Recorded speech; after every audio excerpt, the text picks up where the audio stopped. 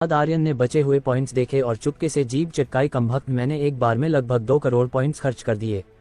एक काल ऊर्जा पिल की कीमत 1,30,000 पॉइंट्स हैं। पैसे पानी की तरह बह रहे हैं। आर्यन ने जल्दी से 5 हील पिल्स खा लीं। उसके शरीर की चोटें थोड़ी नियंत्रित हुई लेकिन पूरी तरह ठीक नहीं हुई। फिर आर्यन पहाड़ी की ओर चला। सूरमास अभी भी वहां था। सूरमास, आर्यन ने चिल्लाया। एक झाड़ी में सूरमास का शरीर हल्का सा हिला और फिर उसने बहुत मुश्किल से जवाब दिया, बॉस मैं यहाँ हूँ। उसकी आवाज बहुत धीमी थी। उसकी सांसें जैसे रेशम की तरह थीं। आर्यन का दिल सिकुड़ गया। अभी के उस लड़के को याद करते हुए अगर वो उस पर हाथ उठा सकता था तो जाहिर है कि वह सूरमास पर भी हाथ उठा सकता था। उसके दिल में गुस्सा और तेज हो गया। आर्यन तेजी से दौड़ा। सूरमास को देखकर, जिसका पूरा शरीर चोटों से भरा था, उसकी बाहों की हड्डियां टूटी हुई थीं और मुड़ी हुई थी। भयानक सफेद हड्डियां उसकी त्वचा को चीरकर बाहर निकल रही थीं और जमीन पर खून बह रहा था। ये दृश्य दिल दहला देने वाला था। आर्यन ने अपनी मुट्ठियां जोर से भींची। उसकी हड्डियां चटक रही थीं और उसने दिल में कहा, बस इंतजार कर, अगर मैं तुझ कुत्ते को मार नहीं सका तो मैं तेरा नाम रख लूंगा। वो वाकई गुस्से में था क्योंकि सूरमास की चोटें बहुत दयनीय थीं। इसके बाद आर्यन ने पहले कुछ हील पिल्स उसके मुंह में डाली, फिर उसकी बांह पर निकली सफेद हड्डियों को देखा और हल्के से कहा, सूरमास बर्दाश्त कर। आर्यन ने अचानक ताकत लगाई, खींचा और धकेल दिया। सूरमास का शरीर दर्द से उछल पड़ा। उसकी आंखें जैसे बाहर निकलने वाली थीं और उसका पूरा शरीर पसीने से तर हो गया। दर्द भरी चीख के बाद उसने पूरी ताकत से कहा, बॉस मुझे माफ कर दो, मैं उनकी हिफाजत नहीं कर पाया। आर्यन ने हल्के से कहा, सूरमास क्या तू बदला लेना चाहता है? सूरमास कांप उठा और उसने जोर से सिर हिलाया। हाँ, मैं अभी उनके अंडे फोड़ देना चाहता हूँ। ठीक है। दूसरी ओर बड़े भाई मिस लायबा मरने वाली है। उसका मुरझाना बहुत गंभीर हो गया है। उसकी जीवन शक्ति तेजी से कमजोर हो रही है, यहाँ तक कि उसका दिमाग और चेतना सागर भी सिकुड़ने लगा है। रास्ते में लायबा को 4 पिल खिलाई गई थी लेकिन वे केवल उसके मुरझाने की गति को धीमा कर सकती थीं। अब जब पिल्स का असर खत्म हो गया था, लायबा की मुरझाने की गति तेज हो गई थी। अगर स्वर्गीय नियति पिल नहीं मिली। याश्वी ने बर्फीली आंखों वाले लड़के की ओर देखा और बोली, भाई इवेश, केवल आप ही स्वर्गीय नियति पिल को रिफाइन करना जानते हैं। क्या आपके पास कोई और रास्ता नहीं है? इवेश की नजरें सख्त हो गईं और उसने ठंडे लहजे में कहा, क्या तुम्हें लगता है कि स्वर्गीय नियति पिल ऐसी चीज है जिसे जब चाहो तो रिफाइन कर लो? क्या तुम्हें लगता है कि कोई दूसरी पिल स्वर्गीय नियति पिल की जगह ले सकती है? ये तू ही है याश्वी। अगर तू उस वक्त मिस लायबा को रोक लेती तो ऐसा कुछ नहीं होता। तुझे अच्छे से पता है कि स्वर्गीय नियति पिल कितनी जरूरी है, फिर तूने उसे एक नीच गुलाम को क्यों देने दिया? याश्वी ने सिर झुका लिया और एक शब्द भी नहीं बोली। उसने वाकई उसकी अच्छे से देखभाल नहीं की थी, पर ऐसा नहीं था कि उस वक्त उसने रोकने की कोशिश नहीं की थी, बस वो उसे रोक नहीं पाई थी। बड़े भाई मिस लायबा की जीवन शक्ति और कमजोर हो रही है। अगर स्वर्गीय नियति पिल नहीं मिली, एक दूसरा लड़का जिसका नाम अयन था ने चिंतित होकर कहा। उस पल वास्तव में इवेश के पास कोई और रास्ता नहीं था। वो स्वर्गीय नियति पिल को रिफाइन करना जानता था लेकिन सफलता की दर 10% से भी कम थी। स्वर्गीय नियति पिल को रिफाइन करने के लिए जरूरी जड़ी बूटियां बेहद कीमती थीं और धवलकुल भी उन्हें वहन नहीं कर सकता था। स्वर्गीय नियति पिल के लिए कई लोग उनसे नाराज थे। अगर उसका मास्टर ना होता तो लायबा कब की मर चुकी होती। तभी द्रवित नाम के लड़के ने कहा, मेरे पास एक स्वर्गीय नियति पिल है। यह उस गुलाम ने। इवेश की आंखें चौड़ी हो गईं और उसने द्रवित को घूरते हुए कहा, बस बहुत हुआ। द्रवित का चेहरा थोड़ा बदल गया और कहा, बड़े भाई, हमारे पास अब कोई और रास्ता नहीं है। क्यों ना इसे आजमाएं? अगर यह काम कर गया तो क्या अब तू एक गुलाम की बातों पर यकीन करेगा? इवेश ने आंखें दिखाते हुए गुस्से में कहा, गुलाम क्या होते हैं? वे इस दुनिया की सबसे नीच और घृणित चीजें हैं। वे बस उस कचरे की तरह हैं जिन्हें कुलीन लोगों के मनोरंजन के लिए पाला जाता है। बाकी 2 लोग हैरान थे और बोले, कौन सा गुलाम? कौन सी स्वर्गीय नियति पिल? तुम दोनों क्या बात कर रहे हो? याश्वी का दिल कांप उठा और उसने धीरे से कहा, क्या वाकई उसने स्वर्गीय नियति पिल हासिल कर ली थी? द्रवित ने कहा, बड़े भाई, मैं जानता हूं कि तुम क्या कह रहे हो। गुलामों की बातों पर भरोसा नहीं करना चाहिए, लेकिन अब हमारे पास और कोई रास्ता नहीं है। एक बार आजमाने में क्या जाता है, शायद ये काम कर जाए। हम मिस लायबा को यूं ही मरते तो नहीं देख सकते ना? अयन ने भी कहा, भाई वो सही कह रहा है, हमें हर संभव कोशिश करनी चाहिए। द्रवित ने कहा, बड़े भाई, अगर हमने उसे नहीं बचाया तो मिस लायबा वाकई। उसी पल याश्वी ने कहा, भाई इवेश, जल्दी से मिस को वो गोली दे दो, मैं आपसे विनती करती हूँ। पता नहीं क्यों अनायास ही याश्वी को भी आर्यन पर यकीन हो गया। वो जैसे समंदर में एक तिनके की तरह थी और उसने उसे कसकर पकड़ लिया। इवेश की आंखें सख्त हो गईं। वाकई उसके पास उस वक्त कोई और रास्ता नहीं था। जब लायबा नहीं थी तब वो गहन ट्रेनिंग में था और उसने स्वर्गीय नियति पिल रिफाइन नहीं की थी, और यह पिल ऐसी नहीं थी जिसे आसानी से रिफाइन किया जा सके। याश्वी ने लायबा को उठाने में मदद की। द्रविड ने इवेश की ओर देखा, फिर आगे बढ़ा और पिल निकाली। उसने ध्यान से उसे लायबा के मुंह में डाला और उसकी पीठ पर एक ऊर्जा की लहर धीरे धीरे उत्प्रेरित की। पिल की शक्ति धीरे धीरे फैलने लगी। इसके बाद एक चमत्कारी दृश्य हुआ। लायबा का रंग तेजी से ठीक होने लगा, उसके शरीर में जीवन शक्ति तेजी से लौट आई, उसके चेहरे की झुर्रियां गायब हो गईं और उसके सफेद बाल धीरे धीरे काले होने लगे। सब कुछ एक चमत्कार की तरह था। सब लोग हक्के बक्के रह गए। ये वाकई काम कर रही है, वाकई काम कर रही है। ये सचमुच स्वर्गीय नियति पिल है। इसका असर तो पहले ली गई स्वर्गीय नियति पिल से भी तेज है। यह अविश्वसनीय है। क्या ये वाकई एक गुलाम के हाथों से आई थी? सब लोग हैरान थे। केवल इवेश का चेहरा कुछ हद तक बदसूरत था। जंगल के उस दृश्य को याद करते हुए उसने कई पिल्स कुचल दी थीं। क्या वे सभी स्वर्गीय नियति पिल्स थीं? इवेश ने मन ही मन सोचा, नामुमकिन, ये बिल्कुल नहीं हो सकता। एक मामूली गुलाम के पास स्वर्गीय नियति पिल कैसे हो सकती है? वो तो बस एक नीच गुलाम है। लेकिन चाहे वो यकीन ना करे, लायबा का ठीक होना इसका सबसे बड़ा सबूत था। उसी पल अयन ने ठंडे लहजे में कहा, क्या ये पिल वाकई एक गुलाम ने दी थी? वो द्रविड को घूर रहा था। द्रविड थोड़ा हक्का बक्का रह गया। हाँ, अयन ने तुरंत कहा, ये क्या बात हुई? ये तो साफ साफ वही स्वर्गीय नियति पिल है जो बड़े भाई ने तुम्हारे पास रखी थी। मैंने देखा था, तू भूल तो नहीं गया?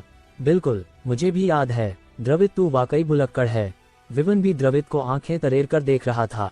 द्रविड को बात थोड़ी देर बाद समझ आए और उसने कहा, हाँ, मैं गलत समझ गया। ये स्वर्गीय नियति पिल बड़े भाई ने मेरे पास रखी थी, मैं भूल गया था। गुलाम की पिल? क्या एक गुलाम के पास पिल कैसे हो सकती है? इतनी शानदार पिल? द्रविड हंसा। अयन ने याश्वी को ठंडी नजरों से देखा और बोला, जब मिस लायबा जागेगी तुझे पता है कि क्या कहना है। याश्वी कोई बेवकूफ नहीं थी, वह दिल ही दिल में समझ गई। लेकिन लायबा के लिए उसने सहमति जताई और बोली, याश्वी जानती है कि ये पिल आपने रिफाइन की थी बड़े भाई। इवेश ने हल्के से मुस्कुराया और बोला, तू वाकई बहुत समझदार है। समझदार लोग लंबे समय तक जीते हैं। फिर अचानक उसकी आंखें ठंडी हो गई। इसके बारे में कोई एक शब्द भी नहीं बोलेगा वरना। उसकी आंखों में खूनी इरादा चमका।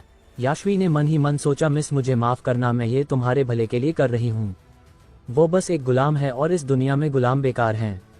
तुम्हारा अब उससे कोई रिश्ता नहीं हो सकता। लायबा का रुतबा ऊंचा था, आर्यन का रुतबा नीच था।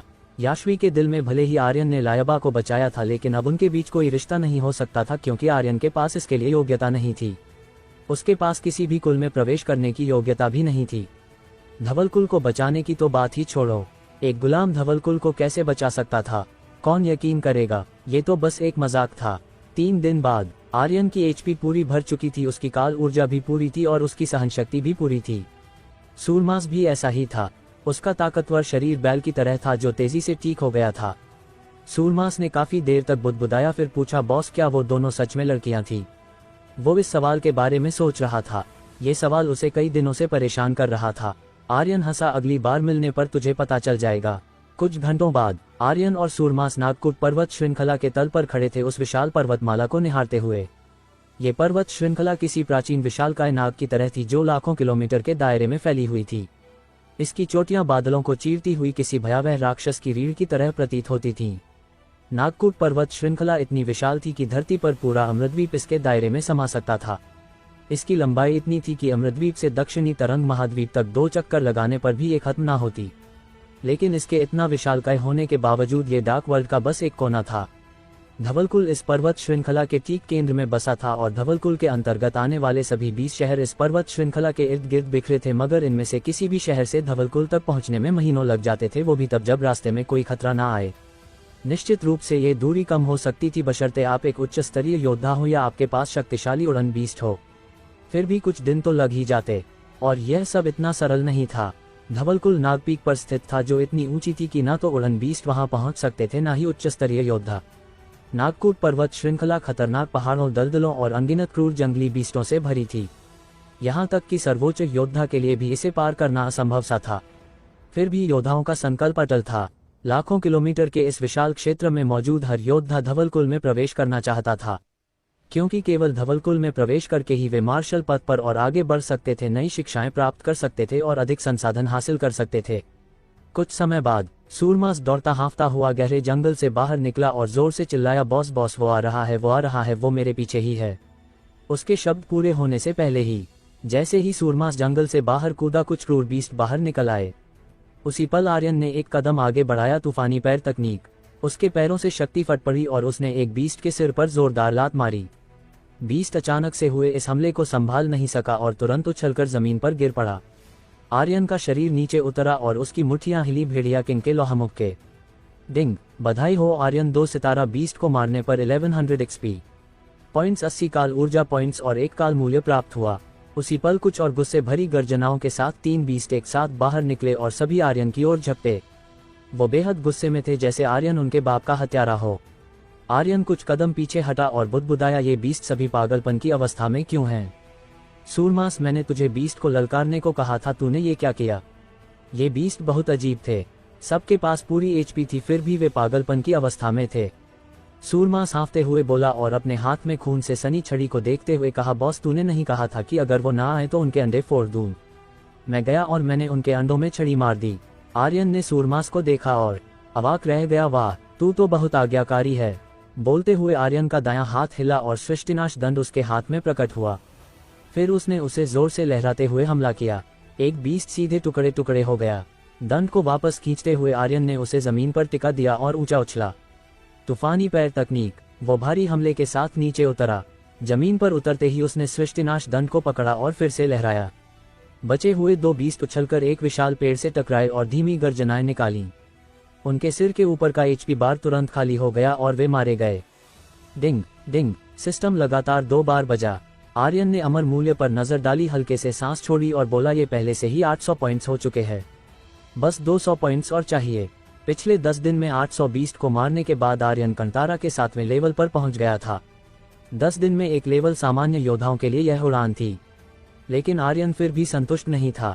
इस तरह की गति धवलकुल में प्रवेश दिलाने के लिए काफी नहीं थी। उस लड़के को हराना नामुमकिन था। आर्यन ने मन ही मन बुदबुदाया, मुझे अपनी गति और बढ़ानी होगी। इसके बाद आर्यन ने शॉप सिस्टम खोला और फिर से देखा, यहाँ सब कुछ है लेकिन डबल एक्सपी कार्ड नहीं है। सिस्टम, तू सच में बहुत बड़ा चालबाज है। सूरमास ने कहा, बॉस, क्या और बीस्ट को ललकारना है? जरूरत नहीं, ये बहुत धीमा है। अगर ऐसा ही चलता रहा तो वो 5 साल बाद भी उस लड़के के जितना शक्तिशाली नहीं हो पाएगा। आर्यन ने खुद में बुदबुदाया, मैं पूरी ताकत लगा दूंगा, बस मुझे एक्सपी पॉइंट्स ही तो इकट्ठे करने हैं, बस काल मूल्य को ही सक्रिय करना है ना। मैं पूरी ताकत लगा दूंगा। आर्यन ने सिर उठाया और एक काल ऊर्जा पिल निगल ली। काल ऊर्जा तेजी से बढ़ी और वो सृष्टिनाश दंड को लिए हुए अंधेरे जंगल में दौड़ पड़ा। जंगल की गहराई से हिंसक गड़गड़ाहट की आवाजें गूंज रही थी, मानो प्रकृति खुद क्रोध में चीख रही हो। बीस्टों की चीखें और लगातार होने वाले धमाकों ने हवा को भयावह बना दिया था। सृष्टिनाश दंड अपने पूरे वैभव के साथ आर्यन के हाथों में नाच रहा था। प्रत्येक वार के साथ दर्जनों एक सितारा बीस्ट धूल में मिल रहे थे। वो अजेय था, एक ऐसी शक्ति जो जंगल के हर बीस्ट को भयभीत कर रही थी। डिंग डिंग डिंग, सिस्टम की सूचनाएं लगातार बज रही थीं। एक्सपी पॉइंट्स आसमान छू रहे थे और काल मूल्य भी उसी गति से बढ़ रहे थे। लेकिन सृष्टिनाश दंड के निरंतर उपयोग ने उसकी काल ऊर्जा को तेजी से सोख लिया था। मर, आर्यन ने गर्जना की और उसका दंड एक 2 सितारा बीस्ट पर भयंकर हमले के साथ उतरा। हवा में खून और धूल का बादल उठा और सिस्टम ने एक बार फिर शुकुंदायक सूचना दी। आधा महीना बीत चुका था। इस दौरान आर्यन कंतारा के 9वें लेवल तक पहुंच गया था। उसके एक्सपी पॉइंट्स 90% तक भर चुके थे और वह अगले स्तर पर ब्रेक थ्रू करने से केवल 10 पॉइंट्स दूर था। इस पूरे समय सृष्टिनाश दंड उसके हाथों से एक पल के लिए भी नहीं छूटा था। उसे लगातार काल ऊर्जा भरने के लिए पिल खानी पड़ रही थी, क्योंकि यही एकमात्र तरीका था जिससे वह अपनी लेवलिंग गति को बढ़ा सकता था। साथ ही आर्यन सृष्टिनाश दंड के रहस्यों को खोजने में भी जुटा था। ये दंड कोई साधारण अस्त्र नहीं था, यह मुख्य ओमनिवर्स अस्त्र ड्रैगन ताबूत का दूसरा चरण था। इसकी शक्ति केवल घुमाने तक सीमित नहीं थी, इसमें कुछ और था, कुछ गहरा जिसे आर्यन ने अभी तक नहीं समझा था। ये कैसी शक्ति है? आर्यन ने मन ही मन बुदबुदाया, सृष्टिनाश दंड को अपने हाथों में घुमाते हुए। तू कौन से निष्क्रिय कौशल छुपा रहा है? उसने दंड के गुणों को बार बार जांचा, लेकिन हर बार सिस्टम ने रहस्यमयी चुप्पी साध ली। कोई विवरण, कोई संकेत नहीं। पहला चरण ओमनिवर्स तो ब्रह्मांड के किसी भी कोने में लक्ष्य को भस्म कर सकती थी, लेकिन दूसरा चरण सृष्टिनाश दंड क्या छुपा रहा था? इसकी शक्ति का असली स्वरूप क्या था? सिस्टम, आर्यन ने हताशा में पूछा, क्या तू एक संकेत भी नहीं दे सकता? सिस्टम ने जवाब नहीं दिया। इसके अपने सिद्धांत थे, जो नहीं बताया जा सकता वह नहीं बताया जाएगा। ठीक है, मत बता। आर्यन ने एक गहरी उदास सांस छोड़ी। इस समय उसके काल मूल्य 3000 पॉइंट्स तक पहुंच चुके थे। काल मूल्य के मानकों के अनुसार वह अब लेवल 3 के काल मूल्य को सक्रिय करने की स्थिति में था। क्या मुझे अभी इसे इस्तेमाल करना चाहिए? लेवल 3 का काल मूल्य निश्चित रूप से कुछ असाधारण देगा। आर्यन के दिल में थोड़ा उत्साह था। तभी सूरमास आर्यन के सामने आया और बोला, बॉस तुम आखिर कौन सी साधना कर रहे हो? 1 महीने से भी कम समय में तुमने 2 स्तर पार कर लिए। मैं तो 1 स्तर की चौखट तक नहीं पहुंच पाया। उसने गहरी सांस ली और आगे बोला, दामुश शहर में तुमसे मिले अभी 1 महीना ही हुआ है। तब तुम पहले स्तर के कंटारा थे और अब 9वें स्तर पर। यह कैसे संभव है? सूरमास की आवाज में उदासी थी। उसने इस दौरान अपनी पूरी ताकत से साधना की थी, लेकिन उसका शरीर जैसे रास्ता ही नहीं दे रहा था। उसे साधना का कोई ज्ञान नहीं था और उसकी प्रगति रुकी हुई थी। आर्यन को दिन ब दिन शक्तिशाली होते देख वो घबरा रहा था। वो भी शक्तिशाली बनना चाहता था, लेकिन उसकी साधारण योग्यता और सामान्य ब्लडलाइन उसके रास्ते में सबसे बड़ी बाधा थी। सूरमास का शरीर कचरा था, जैसा कि मार्शल योद्धाओं की दुनिया में कहा जाता था। ऐसे शरीर के साथ शक्तिशाली योद्धा बनना लगभग असंभव था। उनके लिए इस जन्म में कुछ हासिल करना एक दूर का सपना था। आर्यन ये सब समझता था, लेकिन चूंकि वह उसका अनुयायी था और उसे बॉस कहता था, तो वो निश्चित रूप से उसकी देखभाल करेगा, क्योंकि यह डार्क वर्ल्ड में पहला शख्स था जो उसके लिए खड़ा हुआ था। उसने शमशेर से मिली लूट में से एक चमकता हुआ क्रिस्टल निकाला और बोला, पहले इस क्रिस्टल का इस्तेमाल कर। ये तेरी शक्तियों को 1 या 2 लेवल से बढ़ा सकता है। एक बार जब तू क्रिस्टल की सारी ऊर्जा सोख लेगा तो मैं कोई और रास्ता सोचूंगा। किसी के शरीर को बदलने का केवल एक ही रास्ता था, प्रतिभाशाली ब्लडलाइन। लेकिन यह एक ऐसी चीज थी जो जन्मजात होती थी, जो खून में होती थी। कुछ लोगों में यह होती थी, कुछ में नहीं। कुछ लोग इसे जागृत कर सकते थे तो कुछ लोग अपनी पूरी जिंदगी मेहनत करते थे, लेकिन यह बेकार था। जन्मजात होने के अलावा एक और प्रकार था, बीस्ट ब्लडलाइन। सामान्य बीस्ट में भी ब्लडलाइन होती थी, लेकिन इस तरह की ब्लडलाइन को फ्यूज नहीं किया जा सकता था। केवल ब्लडलाइन बीस्ट ही मनुष्यों के साथ फ्यूज होने के लिए उपयुक्त थे। उनके शरीर में ब्लडलाइन क्रिस्टल कोर होते थे। एक बार इन्हें हासिल कर लिया जाए तो जिनमें प्रतिभाशाली ब्लडलाइन नहीं होती वे इसके साथ फ्यूज हो सकते थे और वे अपने शरीर की ब्लडलाइन को बदल भी सकते थे। लेकिन इसके लिए शरीर का उस ब्लडलाइन के साथ पूरी तरह संगत होना जरूरी था, वरना यह बेकार होता। आर्यन के लिए ब्लडलाइन हासिल करने के कई तरीके थे। बीस्ट या इंसानों को मारकर, काल मूल्य के जरिए, या शॉप सिस्टम से खरीद कर। ये सभी ब्लडलाइन हासिल करने के लिए संभव थे और उसकी अपनी ब्लडलाइन थी, कर्सर ब्लडलाइन, जो हर ब्लडलाइन को निगल सकती थी। यहाँ तक कि ये किसी औरत के साथ शारीरिक संबंध बनाने पर भी ब्लडलाइन को अवशोषित कर सकती थी। इसे पूर्वज रुद्रदेव ने केवल आर्यन के लिए खास तौर पर बनाया था। लेकिन आर्यन सूरमास के बारे में सोच रहा था, वो किस तरह की ब्लडलाइन के साथ संगत हो सकता है। ब्लडलाइन का उसके शरीर के साथ पूरी तरह संगत होना जरूरी था, ताकि ब्लडलाइन की सबसे ताकतवर शक्ति को उजागर किया जा सके। सूरमास क्रिस्टल को पकड़े हुए था, उसका पूरा शरीर अवाक था, उसका दिल उलझन में था। उसने और कुछ नहीं सोचा और उत्साहित होकर बोला, बॉस ये तो स्टार क्रिस्टल है, ये बहुत कीमती है। बॉस क्या तुम वाकई इसे मुझे देना चाहता हो? बॉस ये स्टार क्रिस्टल है।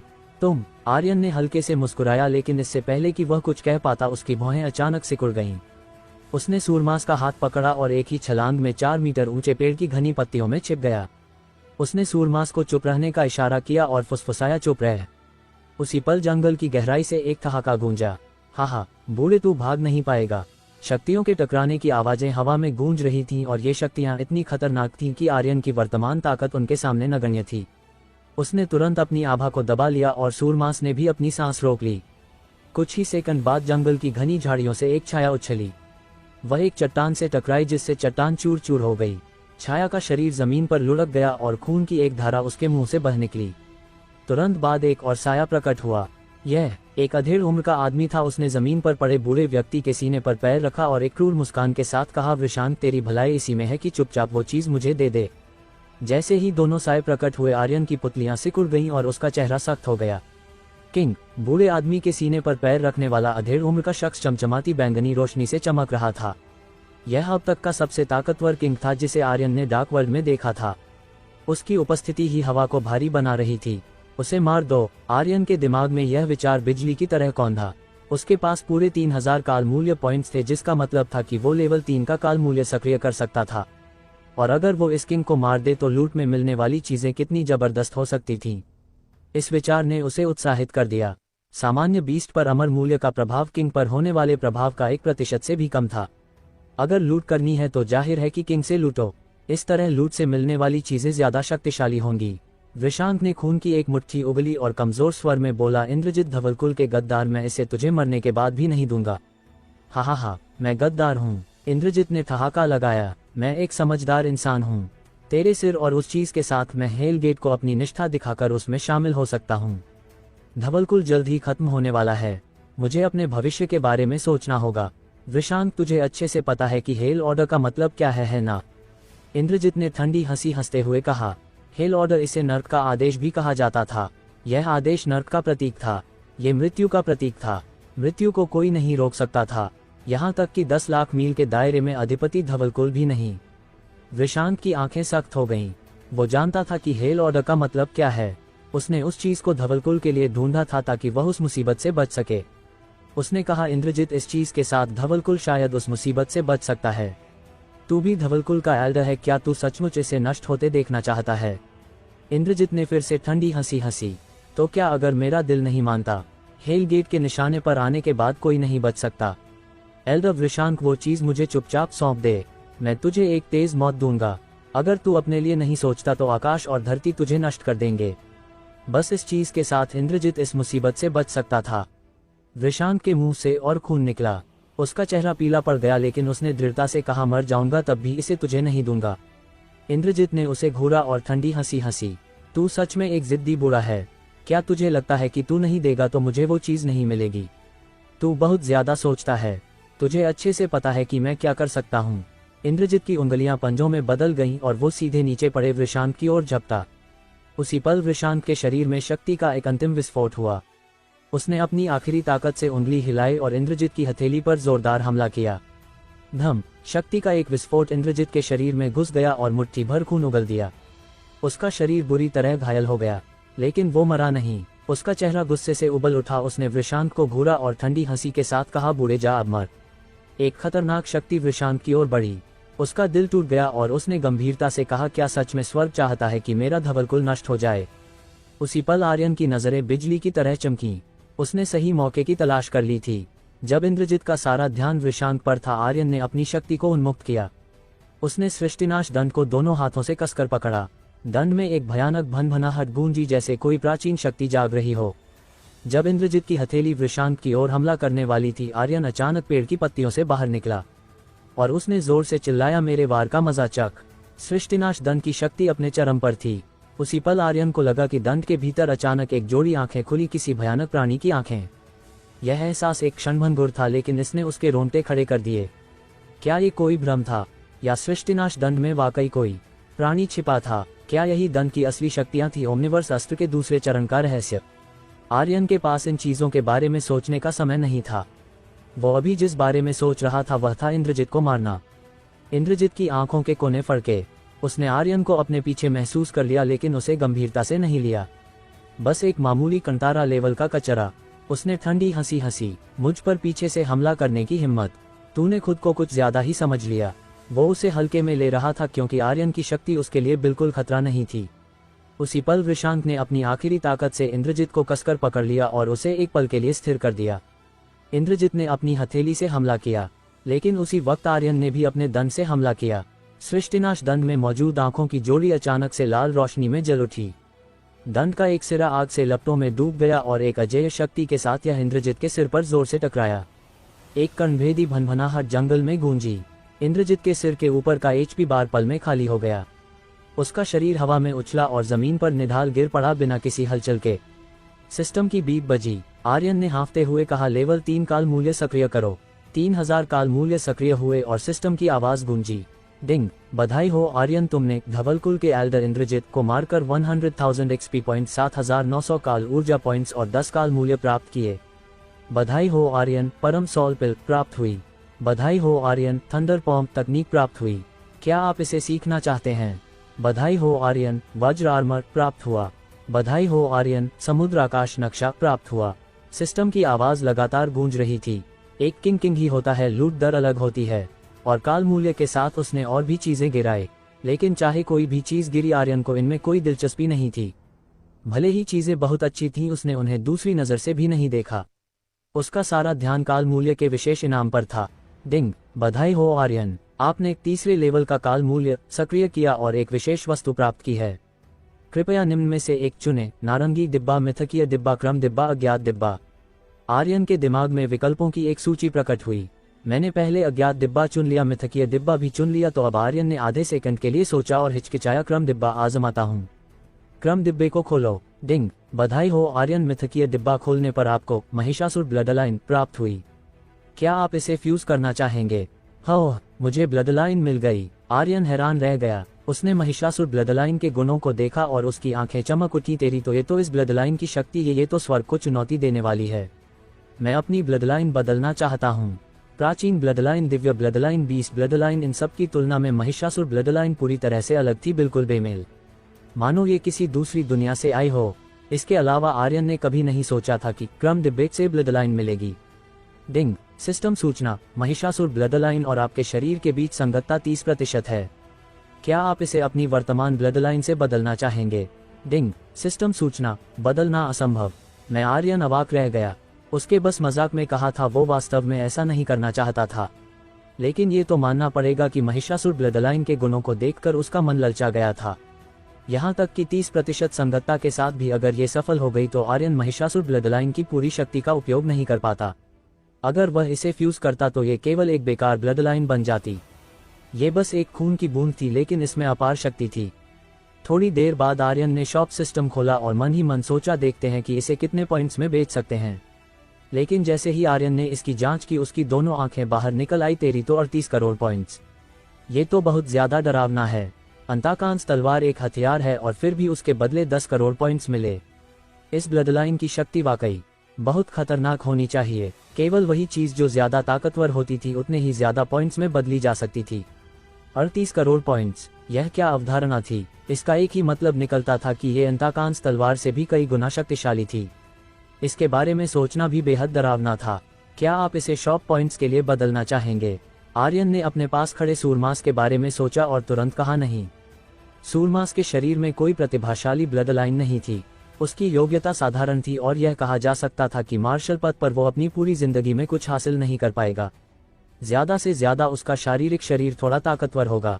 अगर वो पूरी ताकत से साधना करता तो वो ज्यादा से कंतारा के 9वें लेवल तक पहुंच सकता था। नीलतारा तक पहुंचना उसके लिए मुश्किल था, लेकिन अगर उसके पास महिषासुर ब्लडलाइन हुई तो वो आसमान छू लेगा। हालांकि यहाँ एक बहुत जरूरी सवाल था, संगतता। आर्यन के पास सिस्टम था, वो अपने बारे में जान सकता था कि उसकी और किसी ब्लडलाइन के बीच कितनी संगतता है, लेकिन सूरमास के पास ऐसा नहीं था। अगर महिषासुर ब्लडलाइन और सूरमास के बीच संगतता बहुत कम थी तो ब्लडलाइन उसकी मदद नहीं कर पाएगी बल्कि उसे नुकसान पहुंचाएगी। एक बार इतनी शक्तिशाली ब्लडलाइन उसके शरीर में फ्यूज हो गई और वो इसकी शक्ति को उजागर नहीं कर पाया तो ये उसके शरीर में एक उल्टी प्रतिक्रिया पैदा करेगी।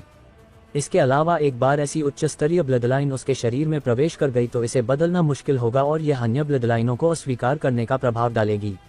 अभी कोई जल्दी नहीं है। आर्यन ने खुद को शांत किया और सूरमास को देखा जो पेड़ से नीचे कूदा था और अभी भी स्टार क्रिस्टल प्राप्त करने के उत्साह में था। वो बहुत आसानी से संतुष्ट होने वाला व्यक्ति था। वो एक साधारण स्टार क्रिस्टल से भी बेहद खुश था। अगर उच्च स्तरीय ब्लडलाइन के बारे में बात करें तो शायद वो दिल के दौरे से भी मर सकता था। सूरमास ने अपनी जिंदगी में इसके बारे में कभी नहीं सोचा था। जब आर्यन इस विचार में डूबा हुआ था तभी अचानक एक खून से सनी हथेली ने आर्यन को पकड़ लिया। सूरमास की आंखें हिली, उसकी प्रतिक्रिया आश्चर्यजनक रूप से तेज थी और उसने चिल्लाया, बॉस बचो। वो पल में उसके पास पहुंच गया और उस शख्स को एक पैर से जोरदार लात मारी। यह कोई और नहीं बल्कि वृषांत था। सूरमास की लात से वो दूर उड़ गया और उसका शरीर एक पेड़ से टकराया। वो पहले से ही बामुश्किल सांस ले रहा था, लेकिन अब वो सांसें भी अटकने लगी थी। सूरमास ने वृषांत को घूरा और बोला, बूढ़े, तेरी इतनी हिम्मत कि मेरे बॉस पर हमला करे, मैं तुझे अपंग कर दूंगा। आर्यन अवाक रह गया और कड़वे स्वर में मुस्कुराते हुए बोला, वो बस मुझसे बात करना चाहता था, अब तेरी वजह से वो बेचारा मरने वाला है। सूरमास ने अपना सिर खुजाया और तुरंत बूढ़े वृषांत को उठाने के लिए आगे बढ़ा। वृषांत का शरीर कांप रहा था। उसे सचमुच डर था कि सूरमास फिर से उसे लात मारेगा। सूरमास ने बार बार कहा, बूढ़े, माफ करना, मैंने जानबूझकर नहीं किया, लेकिन तू बहुत कमजोर है। एक लात में ही उड़ गया। वृषांत को मरने का मन कर रहा था। उसने अपनी सारी शक्तियां खर्च कर दी थी और उसका शरीर बुरी तरह से घायल था। उसके शरीर में जरा भी ताकत नहीं थी, नहीं तो 10 सूरमास भी उसकी एक उंगली का मुकाबला नहीं कर पाते। वृषांत ने आर्यन को देखा, अपनी स्पेस रिंग की ओर इशारा करते हुए हकलाया, ये रिंग लो, इसे धवलकुल ले जाओ और कुलपति को दे दो। डिंग, बधाई हो आर्यन, आपको एक रक्षा मिशन मिला है। मिशन, स्पेस रिंग को धवलकुल तक पहुंचाओ। स्तर और अपग्रेड करने योग्य।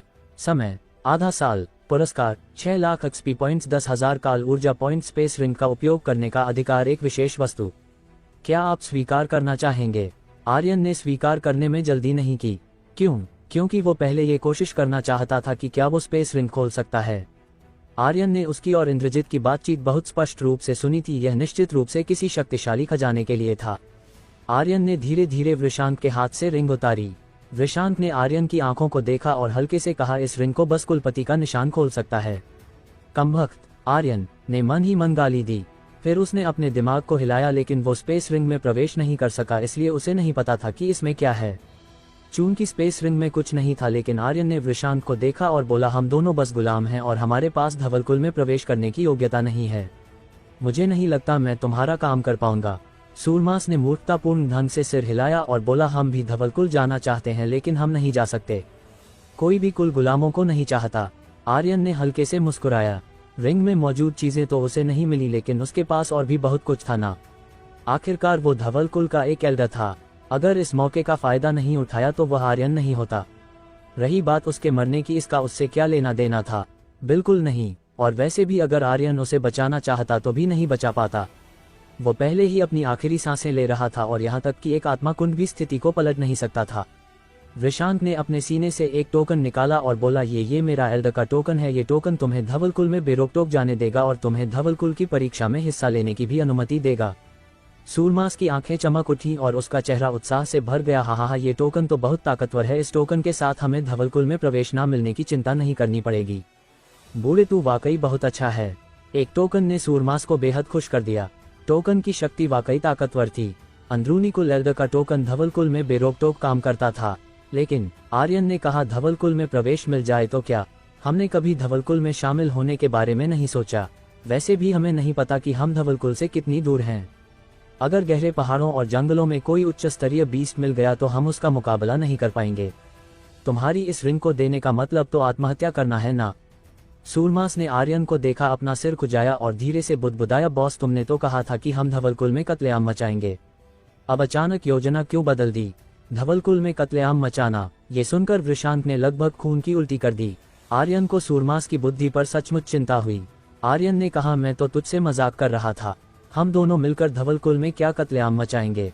सूरमास तुरंत हंसा और बोला, हाँ ये तो सही कहा, हम दोनों धवलकुल का मुकाबला नहीं कर सकते, पर मुझे वो लोग वाकई पसंद नहीं। अगर मैं किसी दिन थोड़ा भी शक्तिशाली बन गया तो उन कुत्तों को अपने हाथों से खत्म करूंगा। उसमें जरा भी संकोच नहीं था, जो मन में आया बोल दिया। और उसने आर्यन की आंखों की ओर देखा भी नहीं।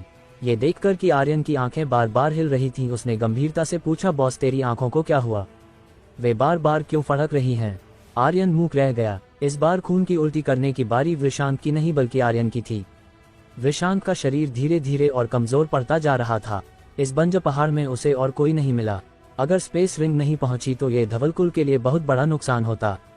और जिस तरह आर्यन ने इंद्रजित को मारा था, उससे वो कोई साधारण इंसान नहीं लगता था। खतरे में से ही भाग्य निकलता है। इस तरह का व्यक्ति निश्चित रूप से असामान्य रास्ता अपनाएगा। शायद ये लड़का उसकी मदद कर सकता था। अब वह केवल आर्यन पर निर्भर हो सकता था और विश्वास कर सकता था कि वो स्पेस रिंग को धवलकुल तक पहुंचा दे। बस धवलकुल में प्रवेश कर लें, फिर चिंता की कोई बात नहीं थी। 2 गुलामों को वहां निश्चित रूप से घुसते ही मार दिया जाएगा। अगर वे मर गए तो सब कुछ आसान हो जाता। वृषांत ने अपनी आखिरी ताकत लगाई, अपने दाएं हाथ को उल्टा और एक जादुई हथियार निकाला।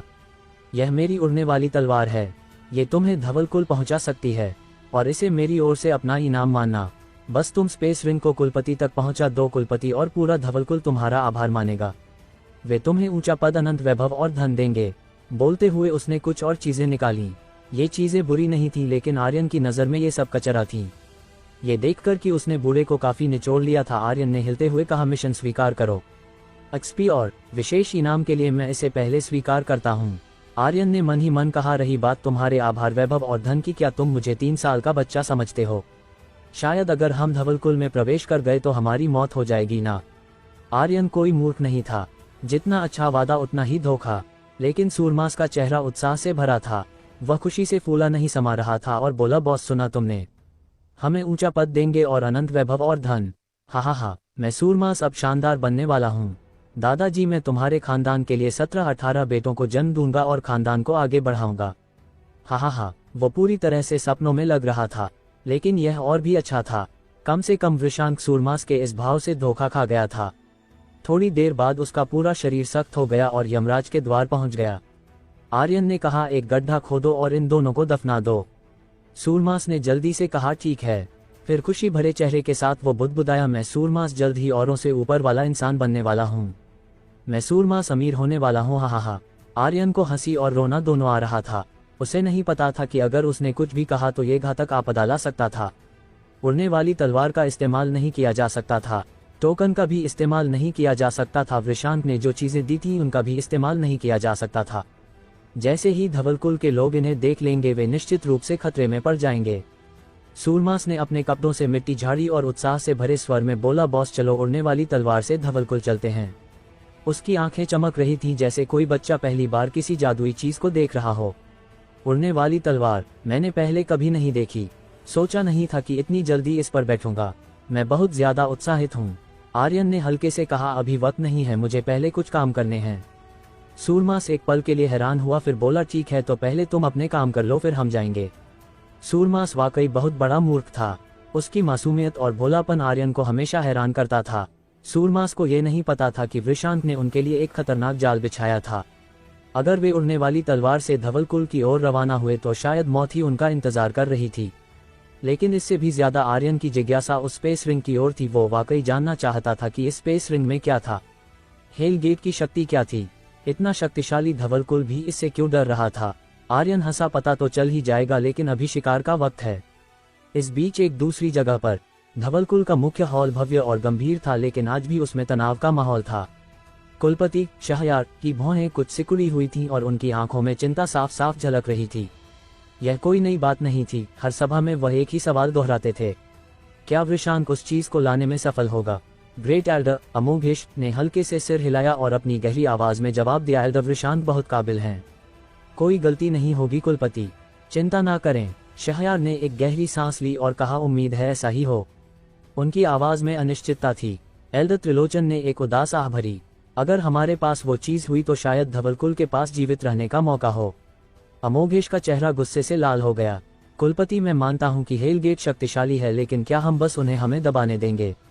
अगर वृषांक वो चीज ला भी दे और हम उसे हेल गेट को सौंप दे तो क्या वे हमें छोड़ देंगे? इस साल छोड़ भी दिया तो अगले साल का क्या? भविष्य का क्या? हम उन चीजों को कहां से लाएंगे? ये रास्ता नहीं चलेगा। उनके शब्द हॉल में गूंजे और एक तीखी चुप्पी छा गई। तभी एक अन्य एल्डर ने तुरंत जवाब दिया, ग्रेट एल्डर, आप अच्छे से जानते हैं कि हेल गेट क्या है। डार्क वर्ल्ड की नंबर 1 ताकत, कोई उन्हें नहीं रोक सकता। हम उनके सामने टिक नहीं सकते। आपकी युद्ध की मानसिकता धवलकुल को बर्बाद कर देगी। अमोघेश ने और गुस्से में कहा, कितने सालों से हमें दबाया जा रहा है, क्या हम अभी भी दबे रहना चाहते हैं? क्या तुम चाहते हो कि हम सब मर जाएं? एक और एल्डर ने चिल्लाकर कहा, ग्रेट एल्डर, अगर तुम मरना चाहते हो तो हमें अपने साथ मत घसीटो। बिल्कुल। हॉल में बहस नियंत्रण से बाहर हो गई। ज्यादातर एल्डर्स अमोघेश की आलोचना कर रहे थे। हेल गेट का नाम सुनते ही उनके चेहरों पर भय छा जाता था। कोई भी उस शक्ति से टकराने की हिम्मत नहीं जुटा पा रहा था। दूसरी ओर जंगल में डिंग, बधाई हो आर्यन, 2 सितारा बीस्ट को मारकर 1100 एक्सपी पॉइंट्स, 90 काल ऊर्जा पॉइंट्स और 1 काल मूल्य प्राप्त किए। बस 1 पॉइंट और। आर्यन ने उत्साह से अपने पैर हिलाए और एक 2 सितारा बीस्ट पर जोरदार लात मारी। उसकी तूफानी पैर तकनीक अब 4थे लेवल पर थी और इसकी शक्ति इतनी विनाशकारी थी कि एक ही बार में एक निम्न स्तरीय 2 सितारा बीस्ट को धूल में मिला सकती थी। डिंग, बीस्ट एक ही बार में ढेर हो गया। सिस्टम की आवाज फिर गूंजी और आर्यन ने हिलते हुए कहा, काल मूल्य सक्रिय करो। बधाई हो आर्यन, 2 सितारा बीस्ट को मारकर 1100 एक्सपी पॉइंट्स, 90 काल ऊर्जा पॉइंट्स और 1 काल मूल्य प्राप्त किए। डिंग, बधाई हो आर्यन, आपने पहले लेवल का काल मूल्य सक्रिय किया और एक विशेष वस्तु प्राप्त की है। कृपया निम्न में से एक चुनें। अज्ञात डिब्बा, आर्यन ने बिना सोचे तुरंत कहा। डिंग, बधाई हो आर्यन, लेवल 1 काल मूल्य सक्रिय करने पर आपको पवनधार चक्र प्राप्त हुआ। ऊर्जा भरो। ओमनिवर्स अस्त्र को ऊर्जा मिली है, 3 सितारे पूरे हुए। ओमनिवर्स तोप का ऊर्जा स्रोत थोड़ा और बढ़ गया। अज्ञात डिब्बे से मिलने वाले सभी हथियार धरती के सर्वोच्च अस्त्रों जितनी ऊर्जा रखते थे और यह ओमनिवर्स तोप को सक्रिय करने का सबसे तेज तरीका था। आर्यन जानता था कि अगर उसे धवलकुल में प्रवेश करना है तो उसे पूरी तरह तैयार रहना होगा। एक बार ओमनिवर्स तोप की ऊर्जा पूरी तरह भर गई तो उसके पास एक तुरुप का पत्ता होगा। यहाँ तक कि अगर धवलकुल उसे मारना चाहे तो वह अपनी पूरी शक्ति से उन्हें नेस्तनाबूद कर देगा। यह उसके पास उसकी सबसे खतरनाक शक्ति थी। लेकिन सृष्टिनाश दंड और उसके भीतर छिपी रहस्यमयी आंखों का क्या? ड्रैगन ताबूत के दूसरे चरण की शक्तियां अभी भी एक अनसुलझा रहस्य थी।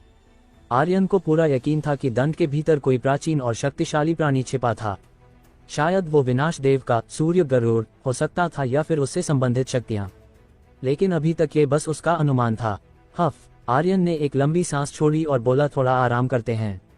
लगातार बीस्टों को मारते मारते उसका शरीर थकान से चूर हो चुका था। आखिरकार वो अभी केवल कंतारा के 9वें स्तर पर था। सूरमास तुरंत दौड़कर आर्यन के पास आया। बॉस, थोड़ा पानी पी लो। उसने एक घड़ा बढ़ाया। आर्यन ने पानी का घड़ा लिया और गटगटाते हुए पानी पिया। सूरमास, तू भी आराम कर ले, आज रात हम यहीं रुकेंगे, कल सुबह फिर शुरू करेंगे। इसके बाद आर्यन ने अपनी व्यक्तिगत स्थिति की जांच की। मेरा एक्सपी बार 99% तक पहुंच गया है। कल तक मुझे ब्रेक थ्रू कर लेना चाहिए। 9वें लेवल का कंतारा होना भी बहुत कमजोर है। उसने धवलकुल के उस लड़के इवेश की तिरस्कार भरी नजर को याद किया। उसकी घृणा, उसका स्वर्गीय नियति पिल को कुचलना और सूरमास को पीटना, ये सब आर्यन के दिल में आग की तरह जल रहा था। कुल मिलाकर केवल एक वाक्य था, या तो मुझे अभी मार दो वरना तुम्हारी मौत निश्चित है। फिर उसने स्पेस रिंग में मौजूद महिषासुर ब्लडलाइन को देखा। वो चाहता था कि सूरमास इसे आजमाए, लेकिन उसे डर था कि सूरमास का साधारण शरीर इस शक्तिशाली ब्लडलाइन को सहन नहीं कर पाएगा। थोड़ा और इंतजार करते हैं, उसने सोचा। मुझे पहले एक ब्लडलाइन बीस्ट को मारना होगा, फिर उसे उस ब्लडलाइन के साथ फ्यूज करवाना होगा ताकि ये पता चले कि वो कौन सी ब्लडलाइन के साथ संगत हो सकता है। आर्यन ने सूरमास की ओर देखा जो पास में गहन साधना में लीन था। वो मेहनत करता था। जैसे ही आर्यन आराम करने को कहता वो तुरंत साधना शुरू कर देता और स्टार क्रिस्टल की शक्ति को सोखकर अपने शरीर को मजबूत करता। लेकिन उसकी प्रतिभा वाकई बहुत साधारण थी। यहाँ तक कि स्टार क्रिस्टल की ऊर्जा की मदद से भी वो कई दिनों में एक लेवल भी नहीं तोड़ पाया था। आर्यन को साधना के बारे में कुछ नहीं पता था, क्योंकि वह हमेशा सिस्टम की मदद से अपनी शक्तियां बढ़ाता आया था, तो वो इसमें उसकी कोई मदद नहीं कर सकता था। अगले दिन सूरज की पहली किरणों के साथ आर्यन ने फिर से जंगल में कत्लेआम शुरू किया। मारो, उसकी गर्जना जंगल में गूंज रही थी। वो अपनी पूरी ताकत लगा रहा था, लेकिन सृष्टिनाश दंड का उपयोग केवल जरूरी होने पर ही करता था। एक योद्धा की शक्ति जीवन और मृत्यु की रेखा पर ही निखरती थी। बीस्टों के साथ हर लड़ाई में उसकी तकनीकें और अनुभव तेजी से निखर रहे थे। उसकी ताकत कंतारा के 9वें स्तर की सीमा को छू रही थी और वो कभी भी ब्रेक थ्रू कर सकता था। लड़ाई आर्यन के लिए साधना करने का सबसे अच्छा तरीका था। कुछ और दर्जनों बीस्ट जमीन पर गिरे। आर्यन ने उत्साह से कहा, हा, मैं ब्रेक थ्रू करने वाला हूँ। जब एक्सपी पॉइंट 100% तक पहुंचे, उसके शरीर से एक खतरनाक शक्ति उभरी और उसके शरीर की सारी आभा अचानक बदल गई। डिंग, बधाई हो आर्यन, आपने अगले स्तर में ब्रेक थ्रू किया है। वर्तमान स्तर नीलतारा लेवल 1। डिंग, बधाई हो आर्यन, ब्रेक थ्रू करने पर विशेष इनाम प्राप्त हुआ, असुरा ब्लेड। उसके दिमाग में एक खूनी खोपड़ी वाला लंबा ब्लेड तैर रहा था। ये बहुत जबरदस्त था। ब्लेड ज्यादा लंबा नहीं था जैसे वास्तविक दुनिया में मोटे और चौड़े तरबूज काटने वाले चाकू होते हैं। ये बहुत साधारण लगता था, पर इसमें बेहद हिंसक शक्ति थी। साधारण लेकिन हिंसक, जबरदस्त। आर्यन ने ब्लेड को हाथ में पकड़कर लहराया। यह उसके लिए बिल्कुल सही था। मारना जारी रखो। कुछ दिन बीत गए। असुरा ब्लेड के साथ आर्यन की शिकार करने की गति बहुत बढ़ गई थी। इसके अलावा पिछले कुछ दिनों में वो लगातार अपनी असुरा ब्लेड का अभ्यास कर रहा था, जैसे कि उसकी गहराई को समझना चाहता हो। असुरा स्लैश, बस इन 2 शब्दों के साथ आर्यन ने बीस्टों पर दसियों हजार बार अभ्यास किया। वो तब तक नहीं रुकता था जब तक कि बीस्ट टुकड़े टुकड़े होकर मर नहीं जाते थे। हर बार ब्लेड का वार बहुत साधारण और हिंसक था। बस थोड़ा और, इस ब्लेड तकनीक में अभी भी कुछ कमी है, उसने सोचा। तभी उसने एक बीस्ट पर गर्जना के साथ वार किया। उसी समय अचानक ब्लेड से एक खूनी स्लैश निकला जो बीस्ट को बीच से चीर गया। डिंग, बधाई हो आर्यन, एक सितारा बीस्ट को मारकर 890 एक्सपी पॉइंट, 60 काल ऊर्जा पॉइंट्स और 1 काल मूल्य प्राप्त किए। डिंग, बधाई हो आर्यन, आपने पहले लेवल का काल मूल्य सक्रिय किया और एक विशेष वस्तु प्राप्त की है। कृपया निम्न में से एक चुनें। आर्यन ने एक बार फिर से अज्ञात डिब्बा चुना और एक और सर्वोच्च हथियार हासिल किया। फिर बिना सोचे उसने तुरंत इसे ओमनिवर्स अस्त्र की ऊर्जा भरने के लिए दे दिया। अब उसकी ऊर्जा 4 सितारे से भर चुकी थी। वो ओमनिवर्स तोप का उपयोग करने से बस एक कदम दूर था। ओमनिवर्स तोप की शक्ति पूरी तरह से भरने के बाद मैं धवलकुल जाऊंगा।